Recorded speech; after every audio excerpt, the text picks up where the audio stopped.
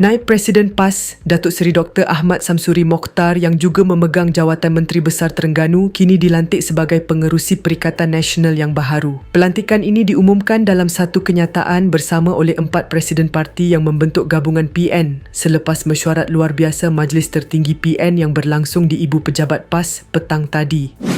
4 pemimpin yang terlibat dalam pengumuman itu ialah Presiden PAS, Tan Sri Abdul Hadi Awang, Presiden Bersatu, Tan Sri Muhyiddin Yassin, Presiden Gerakan, Datuk Dr. Dominic Lau dan Presiden Parti Rakyat India Malaysia, P. Punitan. Menurut kenyataan tersebut, mesyuarat berkenaan telah bersetuju secara sebulat suara untuk melantik Ahmad Samsuri sebagai pengerusi baru PN yang berkuat kuasa serta-merta.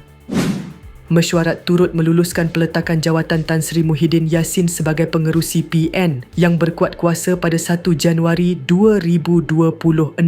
Jelas kenyataan itu yang dibacakan oleh Timbalan Setiausaha Agong PN, Datuk Seri Taqiyuddin Hassan. Pada 30 Disember 2025, Muhyiddin telah mengumumkan peletakan jawatannya sebagai pengerusi PN yang akan berkuat kuasa mulai 1 Januari 2026 selepas memimpin gabungan tersebut sejak 7 Ogos 2020.